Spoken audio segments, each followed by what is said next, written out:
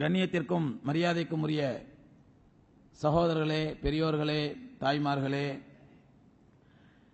எல்லாம் வல்ல அல்லாஹ் சுப்ஹானஹு வ தஆலா தன்னுடைய தீனுல் இஸ்லாத்தை மிகச்சிறந்த மார்க்கமாக, ஒப்பற்ற உயர்வான மார்க்கமாக நமக்கு வழங்கி, அந்த தீனுல் இஸ்லாத்தின் மூலமாக மட்டும்தான் இந்த உலகம் வெற்றியடைய முடியும். அந்த தீனுல் இஸ்லாத்தை பின்பற்றும் வரைதான் இந்த துனியா, இந்த உலகம் உய்வடையும். அல்லாஹ்வுடைய தீனுல் இஸ்லாத்தை இந்த உலகம் கைவிடுமேயானால் அது தன்னைத்தானே மிகப்பெரிய அழிவையும் மிகப்பெரிய பாதகத்தை நோக்கி தன்னை இந்த உலகம் இழுத்துச் செல்லும். இந்த உலகம் தன்னுடைய அழிவுக்கு தானே காரணமாகிவிடும் என்பதையெல்லாம் அல்லாஹ் சுப்ஹானஹு வ தஆலா தன்னுடைய திருமறையின் மூலமாகவும் தன்னுடைய ஹபீப் ஸல்லல்லாஹு அலைஹி வஸல்லம் அவர்கள் வாயிலாகவும் மிக தெள்ள தெளிவாக நமக்கு விளக்கப்படுத்தியிருக்கின்றான். அன்புக்குரியவர்களே, அந்த அடிப்படையில் இந்த உலகம் தினம் தினம் சந்திக்கக்கூடிய பிரச்சனைகள், இந்த உலகத்தில் அன்றாடம் நிகழக்கூடிய நிகழ்வுகள், இவைகளெல்லாம் அல்லாஹ்வுடைய வார்த்தைகளுக்கு கட்டியம் கூறுவதை போன்று, அல்லாஹ்வுடைய எச்சரிக்கைக்கு அச்சாணி கொடுப்பதை போன்று இந்த உலகத்தின் நிகழ்வுகள் நமக்கு அல்லாஹ்வுடைய எச்சரிக்கையை பறைசாற்றிக் கொண்டிருக்கின்றன. இந்த உலகம் அன்றாடம் நடக்கக்கூடிய பிரச்சனைகளிலே அதற்கு கிடைக்கக்கூடிய தோல்விகள், இந்த உலகம் பெறக்கூடிய அழிவுகள், அல்லாஹ்வுடைய எச்சரிக்கையும் பெருமானார் ஸல்லல்லாஹு அலைஹி வஸல்லம் அவருடைய வாக்குறுதியையும் அன்றாடம் நமக்கு உணர்த்தி கொண்டிருக்கின்றன. அதன் மூலம் இந்த தீனுல் இஸ்லாம் தான் உண்மையான மார்க்கம் என்பதை உலகத்திற்கு பறைசாற்றிக் கொண்டிருக்கின்றன. அந்த நிகழ்வுகளில், ஏராளமான நிகழ்வுகளில், அந்த ஏராளமான சம்பவங்களில், பல்வேறு சம்பவங்கள் மூலமாக நாம் படிப்பினை பெற்றுக் கொண்டிருக்கிறோம், பாடம் பெற்றுக் கொண்டிருக்கிறோம். குறிப்பாக நம்முடைய இந்தியாவிலே நிகழக்கூடிய நிகழ்வுகள், இந்தியாவிலே ஆட்சியாளர்களுடைய கோமாளித்தனங்கள், ஆட்சியாளர்கள் அல்லாஹ்வுடைய தீனுல் இஸ்லாத்தினுடைய வழிமுறைகளை புறக்கணித்து அல்லாஹ்வுடைய ரஹனுமாக்களை, அல்லாஹ்வுடைய நேர்வழிகளை ஒதுக்கிவிட்டு ஒரு மனப்போன போக்கிலே ஒரு கோமாளித்தனமான கொள்கைகளை அல்லது அறிவுக்கு பொருந்தாத சில சமயங்களில் ஆபாசமான, அசிங்கமான, கேவலமான கொள்கைகளை தங்களுடைய கொள்கைகள் என்று இந்த அரசாங்கங்கள் எடுத்துக்கொள்வதாலும், அதோடு மட்டுமல்லாது இதுவரைக்கு இந்தியாவை ஆண்ட அரசுகள் அல்லாஹ்வுடைய மார்க்கத்தை புறக்கணித்தன. தாங்களாகவே தான் தோன்றித்தனமாக ஜனநாயகம் என்ற பெயரில் ஏதோ ஒரு பைத்தியகரத்தனமான கொள்கைகளை அவர்களே உருவாக்கினார்கள். அதில் தினம் தினம் தோல்வி அடைந்தார்கள். அல்லாஹ் இந்த இந்திய நாட்டுக்கு எல்லா விதமான வளங்களையும், எல்லா விதமான செல்வங்களையும், எல்லா விதமான சிறப்புகளையும் வழங்கி இருக்க, இந்த இந்திய மக்கள் என்பதும் இந்திய நாடு என்பதும் உலக அரங்கிலே மிக மிக ஒரு தோல்வியடைந்த நாடு, அல்லது இப்பொழுதுதான் வளர்ந்து வரக்கூடிய நாடு என்று சொல்லக்கூடிய அளவுக்கு இந்த இந்தியாவினுடைய வளங்களும் சரி, இந்தியாவுடைய நலங்களும் சரி, இந்தியாவினுடைய மனித வளங்களும் சரி பயன்படுத்தப்படாமையால் அல்லாஹ்வுடைய வாக்குறுதிகளும் அல்லாஹ்வுடைய நேர்வழிகளும் புறக்கணிக்கப்பட்டதனால் அவர்களாகவே தான் தோன்றித்தனமாக, சிறுபிள்ளைத்தனமாக ஏதோ ஒரு சட்டங்களை உருவாக்கி வைத்து, இந்த சட்டங்கள் தான் நம்மை முன்னேற்றும், இந்த சட்டங்கள் தான் நம்மை மேம்பாடு அடைய வைக்கும் என்ற ஒரு மூட நம்பிக்கையோடு இருந்ததனால் இதுவரை இந்தியா பின்னோக்கி சென்றதை நாம் பார்த்தோம். வரலாற்று பூர்வமாக, ஆதாரப்பூர்வமாக, கண்கூடாக பார்த்து வருகின்றோம். அதே நேரத்தில் உலக வரலாற்றிலே எந்தெந்த காலங்களிலே எந்தெந்த ஆட்சியாளர்கள் அல்லாஹ்வுடைய சட்டத்தை தங்களுடைய வாழ்க்கை நெறியாக, தங்களுடைய சட்ட நெறியாக ஆக்கிக் கொண்டார்களோ, அல்லாஹ்வுடைய வழிகாட்டுதல்களை தங்களுடைய ஆட்சி நடத்துவதற்கான வழிகாட்டுதலாக ஏற்படுத்திக் கொண்டார்களோ, அன்றெல்லாம் இந்த உலகம் வெற்றியை நோக்கி சென்றதையும், வாழ்ந்த மக்கள் சுபிட்சமாக வாழ்ந்ததையும் ஏதோ புராண கதைகளிலோ, இதிகாச கதைகளிலோ, ராமாயணத்திலோ, மகாபாரதத்திலோ சொல்லப்பட்ட கற்பனை கதைகளாக இல்லாமல் உலகம் கண்கூடாக சத்தியமான உண்மையாக பார்த்தது. என்றைக்கு இந்த ஆட்சியாளர்கள் அல்லாஹ்வுடைய சட்டங்களை தம்முடைய கொள்கைகளாக ஆக்கி, என்றைக்கு ஆளக்கூடிய மக்கள் இது அல்லாஹ்வுடைய ஆட்சி என்பது, அல்லாஹ்வுடைய ஆட்சி அதிகாரம் என்பது இது நமக்கு கிடைத்த பதவி அல்ல, இது நமக்கு கொடுக்கப்பட்ட மிகப்பெரிய பொறுப்பு, இந்த பொறுப்பை நிறைவேற்றவில்லை என்றால் அல்லாஹ்விடத்தில் குற்றவாளி ஆவோம் என்ற உணர்வோடு ஆட்சியை நடத்தினார்களோ, அதுவரை இந்த உலகம் வளர்ச்சியை நோக்கி இருந்தது. மக்கள் சந்தோஷமாக, மகிழ்ச்சியாக இருந்தார்கள். என்றைக்கு அல்லாஹ்வுடைய வழிகாட்டுதல், அல்லாஹ்வுடைய நேர்வழி, அல்லாஹ்வுடைய ஹிதாயத்துகள், ரஹனுமாக்கள், அல்லாஹ்வுடைய இன்ஸ்ட்ரக்ஷன்ஸ், அல்லாஹ்வுடைய கைடன்ஸ் இதெல்லாம் புறக்கணிக்கப்பட்டதோ, அன்று எந்தெந்த நாடுகள் எல்லாம் புறக்கணித்த நாடுகள் எல்லாம் வீழ்ச்சியை நோக்கி சென்றனவோ, அதில் இந்தியாவும் தன்னை சேர்த்துக் கொண்டு வீழ்ச்சியை நோக்கி இதுவரை சென்று கொண்டிருந்தது. கடந்த ஆட்சி வரை ஆனால் இப்போது இருக்கக்கூடிய ஆட்சியாளர்கள் இதற்கு முன்னுரை ஆட்சியாளர்கள் அல்லாஹ்வுடைய சட்டத்தை புறக்கணித்தார்கள், அவ்வளவுதான். புறக்கணித்து விட்டு அவர்களால் சட்டத்தை ஏற்படுத்தினார்கள், அவர்களால் வழியை ஏற்படுத்திக் கொண்டார்கள். அதனால் வீழ்ச்சியை நோக்கி சென்றார்கள். ஆனால் இப்பொழுது இருக்கக்கூடிய ஆட்சியாளர்கள் அல்லாஹ்வுடைய சட்டத்தை புறக்கணிக்கவில்லை, அல்லாஹ்வுடைய வழிகாட்டுதல்களை புறக்கணிக்கவில்லை, அல்லாஹ்வுடைய தீனுல் இஸ்லாம் கற்றுக் கொடுத்த அற்புதமான வாழ்க்கை நெறிய லைஃப் ஸ்டைலை ஒதுக்கவில்லை, மாறாக அழிக்க நினைக்கிறார்கள். அல்லாஹ்வுடைய சட்டத்தை அழிக்க நினைக்கிறார்கள். அல்லாஹ்வுடைய ரசூல் கற்றுத்தந்த அற்புதமான வாழ்க்கை நெறிய லைஃப் ஸ்டைலை அழிக்க நினைக்கிறார்கள். அப்படி அழிக்க நினைப்பவர்கள் இதுவரை இந்தியாவை வீழ்ச்சியை நோக்கி எடுத்து சென்ற ஆட்சியாளர்களுக்கு எல்லாம் முத்தாய்ப்பாக இப்பொழுது இருக்க ஆட்சியாளர் அல்லாஹ்வுடைய தீனுல் இஸ்லாத்தை அழிக்க துடிப்பதன் மூலமாக இந்தியாவை அழிவு பாதைக்கு அழைத்து செல்கின்றார். இதுவரை இருந்த ஆட்சியாளர்கள் வீழ்ச்சியை நோக்கி தான் சென்றார்கள், வளர்ச்சி அடையவில்லை, வீழ்ச்சியை நோக்கி சென்றது. ஆனால் இப்பொழுது இருக்கக்கூடிய ஆட்சியாளர் ஒரு மிகப்பெரிய அழிவை நோக்கி இந்தியாவை அழைத்து செல்கின்றார். ஏன்? அல்லாஹ்வுடைய தீனுல் இஸ்லாத்தை இவர்கள் அழிக்க நினைப்பதினால். அழிக்க முடியாது என்பது வரலாறு சொன்ன பாடம், அது வேறு விஷயம். யுரீதுன லியுத்ஃபியூ நூரல்லாஹி பிஅஃப்வாஹிஹிம். ரப்பல் ஆலமீன் சொன்னான், இவர்களுக்கெல்லாம் அப்பன் இங்க இருக்கக்கூடிய ஆர்எஸ்எஸ் காரர்களுக்கோ, இங்க இருக்கக்கூடிய நரேந்திர மோடிக்கோ, இங்க இருக்கக்கூடிய அத்வானிகளுக்கோ அல்லது இங்க இருக்கக்கூடிய மோகன் பகவத்துகளுக்கெல்லாம் அப்பனாக இருந்தவர்கள் அபூஜஹலும் அபூலஹவும். அவர்களை பார்த்து அல்லாஹ் சொன்னான், யுரீதுன லியுத்ஃபியூ நூரல்லாஹி பிஅஃப்வாஹிஹிம். அல்லாஹ்வுடைய இந்த தீனுல் இஸ்லாத்தை, அல்லாஹ்வுடைய இந்த ஜோதியை, அல்லாஹ்வுடைய இந்த அற்புதமான வாழ்க்கை நெறியை பூ என்று ஊதி அணைத்து விட ஆசைப்படுகிறார்கள் இவர்கள். லியுத்ஃபியூ நூரல்லாஹி பிஅஃப்வாஹிஹிம். தங்களுடைய வாயினால் ஊதி அணைத்து விட ஆசைப்படுகின்றார்கள். இது என்ன வாயினால் ஊதினவுடன் அணைவதற்கு இது என்ன மெழுகுவர்த்தியா, தீபமா? அல்ல இது என்ன கார்த்திகை தீபமா? அல்ல சபரிமலையுடைய மகர ஜோதியா? இது மனிதர்களால் ஏற்றப்பட்டு டூப்ளிகேட்டாக ஏற்றப்பட்டு இது இயற்கையானது மக்களை ஏமாற்றுவதற்கு? ரப்புல் ஆலமீன் சொல்லுகின்றான், வல்லாஹு முத்திம்மு நூரிஹி வலவ் கரிஹல் காஃபிரூன். இந்த காஃபிர்கள், இந்த இறை மறுப்பாளர்கள், அல்லாஹ்வுடைய தீனுல் இஸ்லாத்தை வாயினால் ஊதி அணைக்கலாம் என்று ஆசைப்படக்கூடிய இந்த பாவிகள் எவ்வளவுதான் வெறுத்தாலும் சரியே, எவ்வளவுதான் பொறாமையினால் தங்களை தாங்களே அழித்தாலும் சரியே, எவ்வளவு நாள் பொறாமையினால் அல்லாஹ்வுடைய தீனுல் இஸ்லாம் வளர்கிறதே என்ற எரிச்சலினால் தாங்களே எரிந்து சாம்பலானாலும் சரி, வல்லாஹு முத்திம்மு நூரிஹி, அல்லாஹ் இந்த தீனுல் இஸ்லாத்தை முழுமைப்படுத்தியே தீர்வான். யாருக்கு சொன்ன எச்சரிக்கை?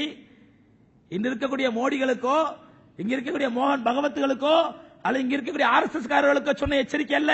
இவர்களுக்கெல்லாம் அப்பன்களுக்கெல்லாம் அப்பன், பாட்டன்களுக்கெல்லாம் பாட்டன், பூட்டன்களுக்கெல்லாம் பூட்டனாக இருந்த அபூஜஹலுக்கும் அபூலஹபுக்கும் சொல்லப்பட்ட வார்த்தை எச்சரிக்கை இது. அவர்களுக்கு முன்னால் இந்த மோடிகளும் மோகன் பகவத்துகளும் கால் தூசிகள் இவர்கள்.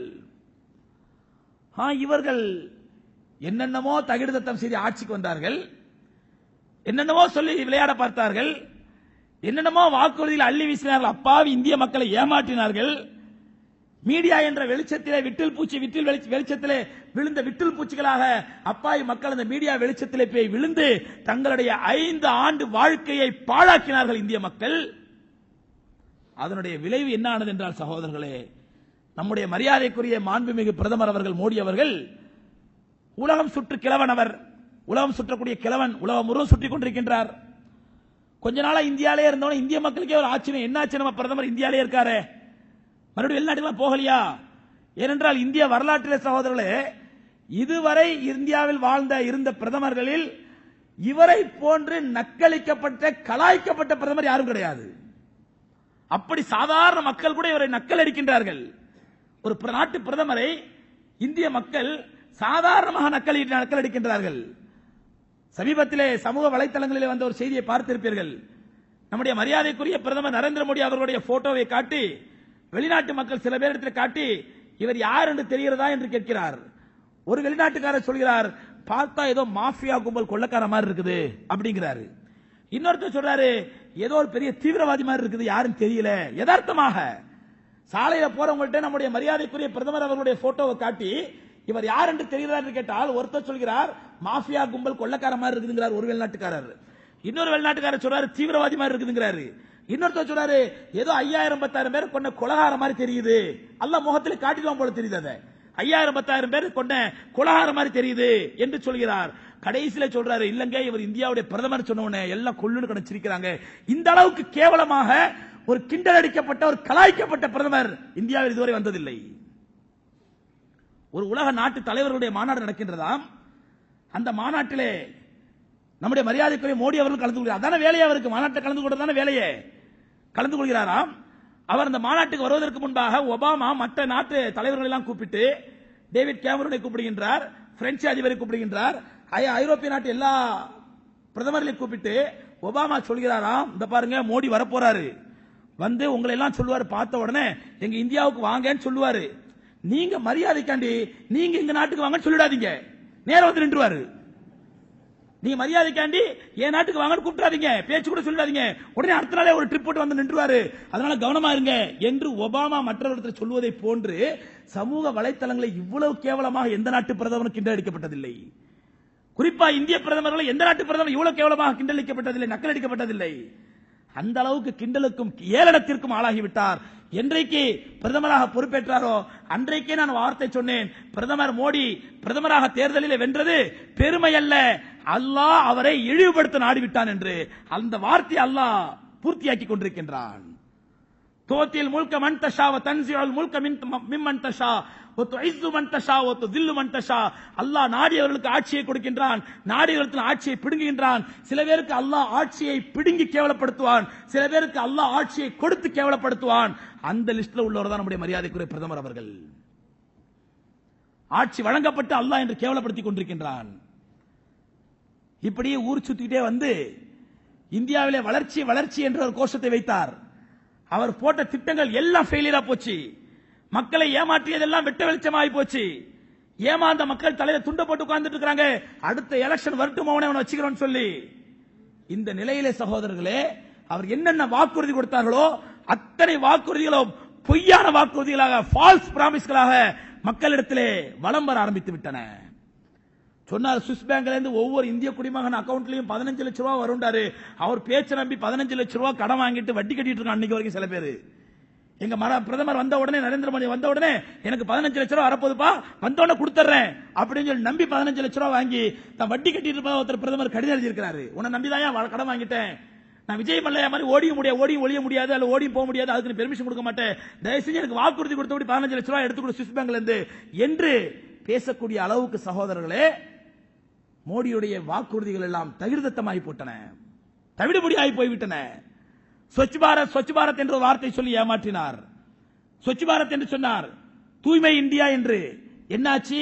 அந்த தூய்மை இந்தியாவை என்னைக்கு சொன்னாரோ அன்னையிலேயே டெல்லியிலே டெங்கு காய்ச்சலும் பன்றி காய்ச்சலும் மக்கள் கொத்து கொத்தா சாவ ஆரம்பிச்சிட்டாங்க. டெங்கு காய்ச்சலை இன்றைக்கு இந்தியாவில் ஒழிக்க முடியவில்லை. சுகாதார கேட்டினால் வரக்கூடிய டெங்கு காய்ச்சலையோ, சுகாதார கேட்டினால் வரக்கூடிய பன்றி காய்ச்சலையோ இன்று வரை ஒழிக்க முடியவில்லை. அதற்கு மருந்து இல்லை மக்களிடத்தில், நாட்டிலே அசுத்தத்தை ஒழிக்க முடியவில்லை. வருடத்தில் ஒரு நாள் உலக சுகாதார தினம் என்று ஏதோ ஐக்கிய நாடு சபை அமைச்சதுனால அன்னைக்கு ஒரு ஸ்வச் பாரத் ஒரு பேரை வச்சுக்கிட்டு அன்னைக்கு பிரதமர் ஒரு கான்பரன்ஸ்ல ஒரு பேட்டி கொடுத்த உடனே இந்தியா சுத்தமாகி விடுமா? 2 ஆண்டுகளில் சுத்தப்படுத்துவதற்காக மத்திய அரசு எடுத்த முயற்சிகள் என்ன? அதற்காக சென்ற ஏற்பாடுகள் என்ன? அதற்காக எத்தனை கோடி ஒதுக்கினார்கள், எத்தனை கோடி செலவானது, எத்தனை கோடி பாழானது, எத்தனை கோடி மந்திரி வீட்டுக்கு சென்றது, எந்த விதமான கணக்கும் இந்த அப்பாவி மக்களுக்கு தெரியாது. பெட்ரோல் விலை, இந்தியாவினுடைய எல்லா பொருட்கள் விலை ஏறுவதற்கும் காரணமான பெட்ரோல் பழைய ஆட்சியிலே $140 இருந்தது பேரல், இப்பொழுது வெறும் $45 இருக்கிறது பேரல். அப்பொழுது என்ன விலை விற்றதோ அதை விட அதிகமாக இப்பொழுது விலை விற்கிறது பெட்ரோல். இதெல்லாம் அடுக்கிக் கொண்டே போகலாம் சகோதரர். இவருடைய தோல்விகளை ஆட்சிக்கு வந்து இவர் மாயாஜாலம் ஏற்படுத்தி, மாயவித்தை ஏற்படுத்தி, மோடி மஸ்தான் வேலையை காட்டி இவர் மக்களை ஏமாற்றி ஆட்சிக்கு வந்த கதையை சொன்னால் இன்னும் சொல்லிக்கொண்டே இருக்கலாம். ஆனால் இந்த கதைகள் எல்லாம் மறைப்பதற்காகத்தான் திருவாளர் மோடி அவர்கள் அடுத்த சித்து விளையாட்டுகளை, மோடி மஸ்தான் வேலைகளை ஆரம்பித்து விட்டார். என்ன விளையாட்டு? இந்தியாவில் உள்ள முஸ்லிம்கள் தான் நமக்கு முதல் எதிரிகள். இந்தியாவில் முஸ்லிம்கள் எந்த காலத்திலும் ஏமாற மாட்டார்கள். நம்முடைய வார்த்தை ஜாலங்களுக்கோ, நம்முடைய மாயாஜாலங்களுக்கோ, நம்முடைய மோடி மஸ்தான் வித்தைகளுக்கோ முஸ்லிம்கள் ஏமாற மாட்டார்கள். நிச்சயமாக அடுத்த எலெக்ஷனிலே சத்தியமா முஸ்லிம்கள் ஓட்டு போட மாட்டார்கள் என்பதை புரிந்து கொண்ட மரியாதைக்குரிய மோடி அவர்கள் முஸ்லிம்களுக்கு மத்தியிலே பிளவு வேலையை செய்ய ஆரம்பித்தார் என்பதை இதற்கு முன்னால் உங்களுக்கு சொல்லியிருக்கின்றேன். பிளவு வேலையை, டிவைட் அண்ட் ரூல் பாலிசி, பிரித்தாளும் சூழ்ச்சி வேலையில் விளையாட ஆரம்பித்து விட்டார். இதுல பெரிய வேடிக்கை பாருங்க சகோதரர்களே. கடந்த திங்கட்கிழமை பெல்ஜியத்தில் போய் ஊர் சுத்திட்டு, அமெரிக்காவில் போய் ஊர் சுத்திட்டு, கடைசியா அவர் வந்த நாடு சவுதி அரேபியாவுக்கு வந்திருக்கிறாரு. இதுவரை எத்தனையோ அரபு நாடுகள் சென்றிருக்கிறார். துபாய்க்கு போனாரு, அபுதாபிக்கு போனாரு, எத்தனையோ மற்ற முஸ்லிம் நாடுகளுக்கு போனாரு. அங்கெல்லாம் ஏற்படாத விளைவு சவுதி அரேபியாவுக்கு போன உடனே ஒரு மிகப்பெரிய பரபரப்பை இஸ்லாமிய உலக அரங்கில் ஏற்படுத்தப்பட்டு விட்டது. ஏன் காரணம் என்ன? சவுதி அரசாங்கம் தான் இன்று ஒட்டுமொத்த உலக முஸ்லிம்களுடைய ஹலீஃபாவை போன்றும், ஒட்டுமொத்த முஸ்லிம்களுடைய ஜனாதிபதியை போன்றும், ஒட்டுமொத்த உலக முஸ்லிம்களுடைய அமீருல் முஃமினீனை போன்றும் ஒரு தவறான பார்வை உலகத்திற்கு பட்டுவிட்டது. ஏனென்றால் சவுதி அரேபியாவுடைய மன்னர் மட்டும்தான் தன்னை மலிக் என்றோ கிங் என்றோ சொல்லிக் கொள்வதில்லை. மாறாக ஹாதிமுல் ஹரமைன் ஷரீஃபைன், the custodian of two holy mosque, இரண்டு புனித தலங்களின், இரண்டு புனித பள்ளிவாசல்களின் கஸ்டோடியன், பாதுகாப்பாளர், பொறுப்பாளர் என்று தன்னைத்தானே பெருமைப்படுத்திக் கொள்வதால் ஒட்டுமொத்த உலக முஸ்லிம்களுடைய கிப்லாவாக இருக்கக்கூடிய காபத்துல்லாவுக்கு அவர்தான் கஸ்டோடியன் என்பதனால் அவரைத்தான் ஏதோ ஒட்டுமொத்த முஸ்லிம்களுக்கும் இவர்தான் பிரதிநிதி போலும், ஒட்டுமொத்த உலக முஸ்லிம்களுக்கும் இவர்தான் அமீருல் முஃமினீன் போலும், ஒட்டுமொத்த முஸ்லிம்களுக்கும் இவர்தான் ஹலீஃபா போலும் என்று உலக மக்கள் விளங்கிக் கொண்டதனால் இன்று மோடி அவர்களுடைய சவுதி விசிட் என்பது, சவுதி விஜயம் என்பது உலக மக்களுக்கு மத்தியிலே பரபரப்பாக பேசப்பட ஆரம்பித்து விட்டது. அருமைக்குரியவர்களே, மோடி அவர்களுடைய சவுதி விசிட் எதற்காக வேண்டி என்றால் நன்றாக கவனியுங்கள். முதல்ல இந்தியாவில் ஆரம்பிச்சாங்க, சூஃபிகள் வஹாபிகள் என்ற பிளவை ஏற்படுத்தினார். இந்த சூஃபிகளுடைய விஷயத்தில் எப்படி விளையாடினார் என்றால், முதல்ல ஆரம்பிச்சாரு, இன்னைக்கு தெற்காசியாவினுடைய அல்லது ஆசியாவினுடைய மிகப்பெரிய இஸ்லாமிய கேந்திரமான, மிகப்பெரிய இஸ்லாமிய கலாசாலையான, லட்சக்கணக்கான உலமாக்களை இதுவரை உருவாக்கி உலகம் முழுவதும் அல்லாஹ்வுடைய தீனல் இஸ்லாத்தை கட்டி காப்பதற்கும் பாதுகாப்பதற்கும் காரணமாக இருக்கக்கூடிய தாருல் தேவ்பந்தின் மீதுதான் மரியாதைக்குரிய மோடியுடைய கெட்ட பார்வை முதலில் விழுந்தது. மோடி அவர்களுடைய கெட்ட பார்வை முதலில் விழுந்தது தாருல் தேவ்பந்து மீது. தூது அனுப்பினார், உங்களுடைய தேவ்பந்து மதரசாவுடைய வளர்ச்சிக்காக, மதரசாவுடைய மேம்பாட்டிற்காக நான் அரசு கருவூலத்திலிருந்து உங்களுக்கு 100 கோடி ரூபாய் மானியம் ஒதுக்குகிறேன் என்று தூது அனுப்பினார். அருமைக்குரியவர்களே, இந்த கசாப்பு கடைக்காரனை நம்பக்கூடிய ஆடுகளா தேவபந்து உலமாக்கள்? இது நம்பக்கூடிய ஆடுகளா தேவபந்து உலமாக்கள்? இந்த ஓனாயை நம்பக்கூடிய பலிகடா ஆடுகளா தேவபந்து உலமாக்கள்? புரிந்து கொண்டார்கள். இந்த ஓனாய் எதற்காக துணி இல்லாமல் நம்முடைய வீட்டுக்குள் வருகிறது என்பதை புரிந்து கொண்டார்கள். புரிந்து கொண்டு சொன்னார்கள், ஐயா சாமி, உன்னுடைய 100 கோடியை நீயே வச்சுக்க என்று முகத்தில் தூக்கி எறிந்தார்கள். அதில் கேவலப்பட்டு போன மரியாதைக்குரிய மோடி அவர்கள் அடுத்து தன்னுடைய சித்து விளையாட்டை ஆரம்பித்தார். வேறு யாரிடத்தில் வலை போடலாம் என்று. அவருடைய வலையிலே மாட்டுவதற்கு தகுதியான ஆள் ஒருத்தர் மாட்டினாரு. முதல்ல கூப்பிட்டார், அவரை கூப்பிட்டு, உங்களுடைய ஸ்தாபனத்திற்கு நீங்கள் இப்ப 2000 பேர் 3000 பேர் வச்சு பெரிய கல்வி ஸ்தாபனம் நடத்திட்டு இருக்கிறீங்களா, பெரிய பெரிய அனாதை இல்லங்கள் நடத்திட்டு இருக்கிறீங்களா, பெரிய பெரிய கல்வி நிறுவனங்கள் நடத்திட்டு இருக்கிறீங்களா, உங்களுடைய ஸ்தாபனத்திற்கு பல கோடி ரூபாய் தருகிறேன் என்று சொன்னவுடன் உலகத்தை மட்டுமே நம்பி நடத்தக்கூடிய அவர்கள் ஆ என்று வாயை பிளந்து கொண்டு போனார்கள். அவர்களுக்கு சில எலும்பு துண்டுகளை வீசினார். வீசிவிட்டு சொன்னார், உங்களுடைய மாநிலத்திலே வரக்கூடிய பஞ்சாயத்து போர்டு தேர்தலிலே உங்களுடைய இயக்கத்தை சார்ந்த அல்லது உங்களுடைய ஆதரவை பெற்ற உங்களுடைய முல்லாக்களையோ உங்களுடைய அஜர்த்துமார்களையோ அல்லது உங்களுடைய தலப்பா கட்டின போலி உலமாக்களையோ நீங்கள் பிஜேபியின் சார்பாக நிறுத்த வேண்டும், தாமரை சின்னத்தின் சார்பாக நிறுத்த வேண்டும், அதாவது உங்களுடைய ஆன்மீகத்தை கொண்டு வந்து எங்களுடைய அரசியலை கலக்க வேண்டும் என்றும் கோரிக்கை வைத்தார். அந்த கோரிக்கையும் ஏற்கப்பட்டது. எங்கே?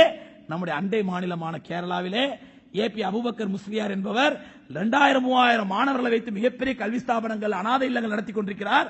அவர்தான் மோடியுடைய இந்த மாய வலையிலே சிக்கியவர்.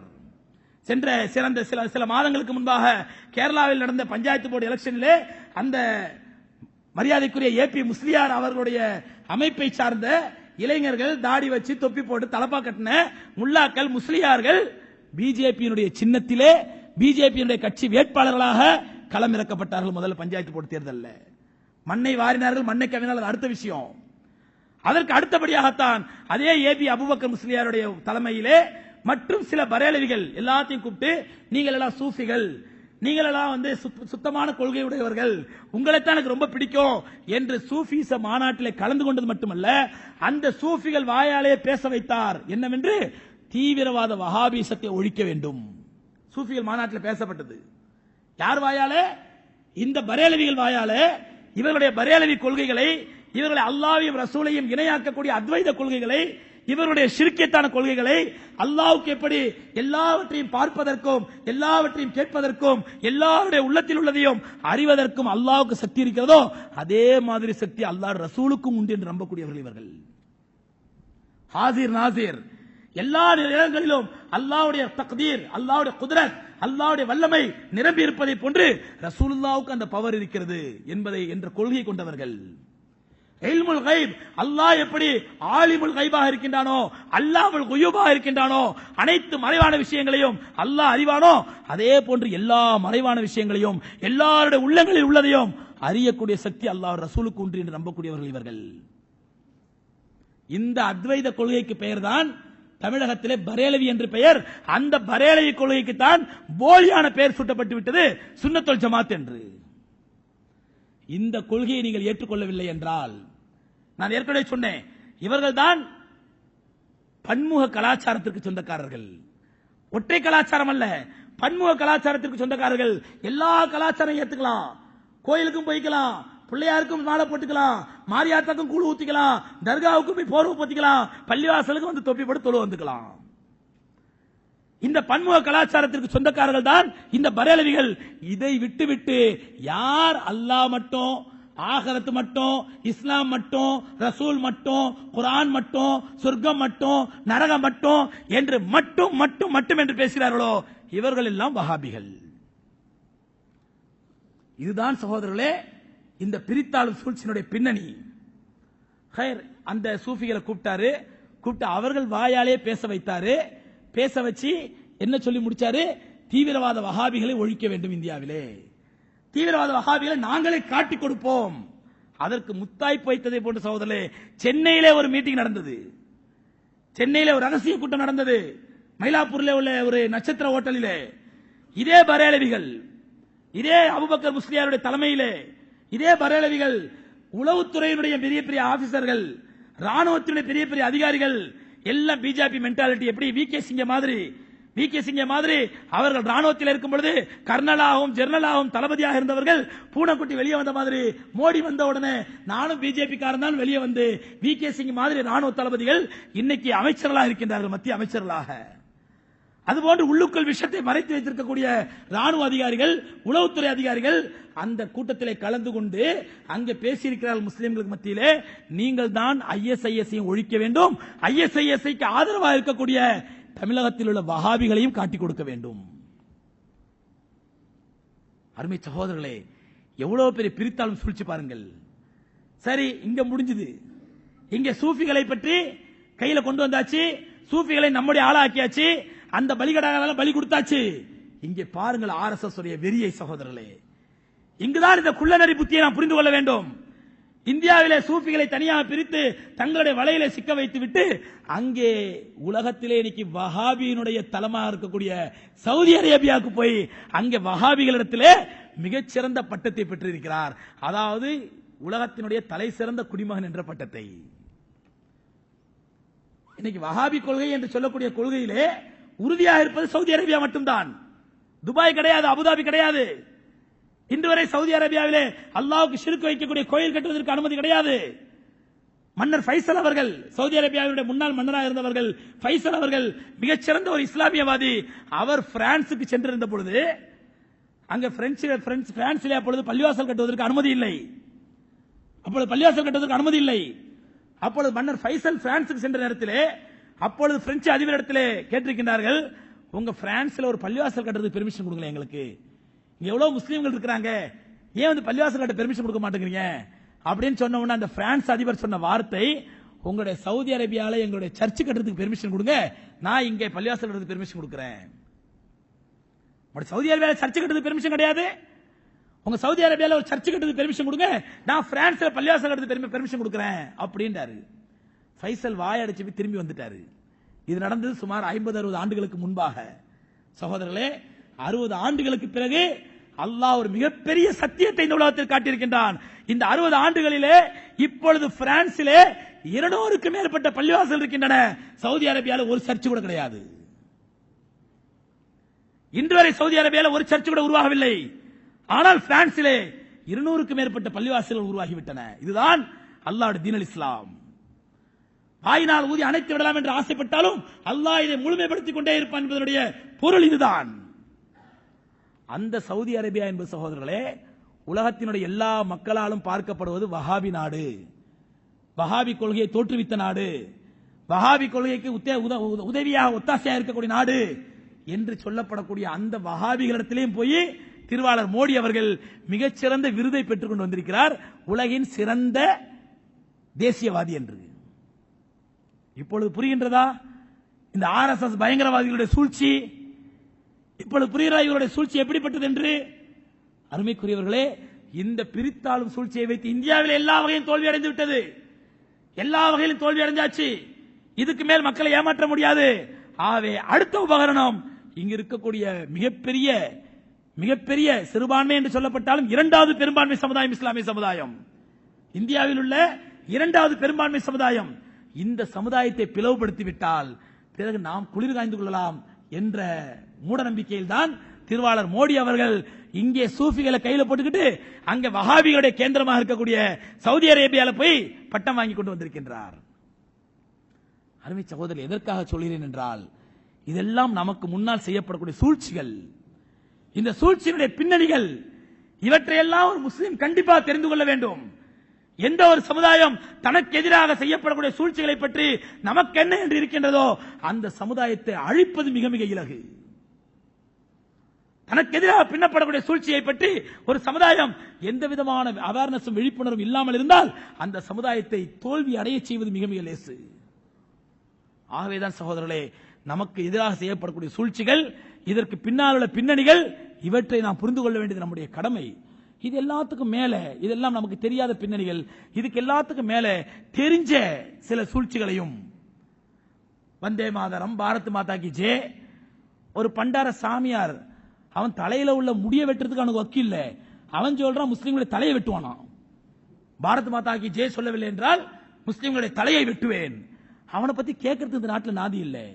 அவன் மாட்டு மூத்திர வியாபாரி. அவன் யூதர்களுடைய தயாரிப்பான மேகி நூடுல்ஸ் நரேந்திர மோடி அவர்கள் ஆட்சிக்கு வந்த உடனே தடை செய்தார்கள் இந்தியாவிலே. இந்தியர்களுக்கெல்லாம் பெரிய சந்தோஷம். மேகியில வந்து நூடுல்ஸ்ல வந்து உயிர்கொல்லி கிருமிகள் இருக்குது, அல்ல உயிர்கொல்லி ரசாயனங்கள் இருக்குது, ரசாயன கொல்லிகள் இருக்குது, அதனால உடலுக்கு நல்லதல்ல, ஆரோக்கியம் அல்ல, உடனே தடை செய்கிறோம். தெரிஞ்ச உடனே இந்திய மக்கள்லாம் நம்ம இருக்கிறது கனவா நனவா, இந்த அளவுக்கு நம்ம உயிர் மேல இந்த நாட்டுக்கு, நாட்டு அதிகாரி ஆட்சியாளர்களுக்கு நம்பிக்கை வந்துருச்சா, மரியாதை வந்துருச்சா? இவ்வளவு அவசரம் மேகியை தடை பண்ணாங்களே, எவ்வளவு அற்புதமான விஷயம். அப்பதான் தெரிஞ்சது இந்த மாட்டு மூத்திர வியாபாரி இவன் ஒரு மேகியை கொண்டு வர போறான். அந்த கேப்ல மேகி நூடுல்ஸ் தடை பண்ணிட்டு அந்த கேப்ல அந்த மேகி நூடுல்ஸ்க்கு என்ன, நான் தடை பண்ற மாதிரி தடை பண்ணுவேன், நீ கோர்ட்டுக்கு போய் ஸ்டே வாங்குற மாதிரி வாங்கிட்டு வந்துரு. அந்த இடைப்பட்ட காலத்தில் இந்த சாமியாருடைய, இந்த பண்டார சாமியாருடைய இந்த நூடுல்ஸை நான் மக்களுக்கு மத்தியில் அறிமுகப்படுத்திடுவேன். எவ்வளவு கேடுகட்ட வியாபாரம், எவ்வளவு கேடுகட்ட வியாபாரம், எவ்வளவு கேடுகட்ட தொழில். சமீபத்தில் தான் ஒரு அரசியல் தலைவர் நேத்த முந்தானதை சொன்னாரு, இந்த தொழிலை சேர்த்து பதிலாக வேற தொழில் செஞ்சுட்டு போலாமே. அருமைக்குரியவர்களே, இந்த சூழ்ச்சிகளை எல்லாம் பார்த்து நாம் அஞ்ச வேண்டிய தேவையில்லை.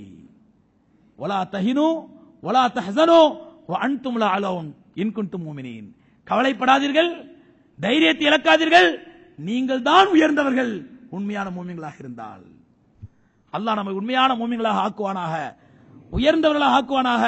நமக்கு எதிராக செய்யப்படக்கூடிய சூழ்ச்சிகள் எல்லாம் உணர்ந்து புரிந்து அதன்படி விளங்கி அல்லாஹ்வுடைய தீன் அல் இஸ்லாம் மட்டும்தான் நமக்கு கண்ணியத்தை கொடுக்கும், அல்லாஹ்வுடைய தீன் அல் இஸ்லாம் மட்டும்தான் நமக்கு உயர்வை கொடுக்கும் என்பதை புரிந்து அல்லாஹ்வுடைய தீன் அல் இஸ்லாத்தை 100% பின்பற்றி நடக்கக்கூடிய மக்களாக அல்லாஹ் நம் அனைவரையும் ஆக்கியருள்வானாக. லா இலாஹ இல்லல்லாஹ் முஹம்மது ரசூலுல்லாஹ் என்ற கலிமாவோடு மரணிக்கக்கூடிய பாக்கியத்தை உலக முஸ்லிம்கள் அத்தனை பேருக்கும் அல்லாஹ் தந்தருள்வானாக. வாஹிர் தாவானா அல்ஹம்துலில்லாஹி ரப்பில் ஆலமீன். அஸ்ஸலாமு அலைக்கும் வரஹ்மத்துல்லாஹி தஆலா வபரகாத்துஹு.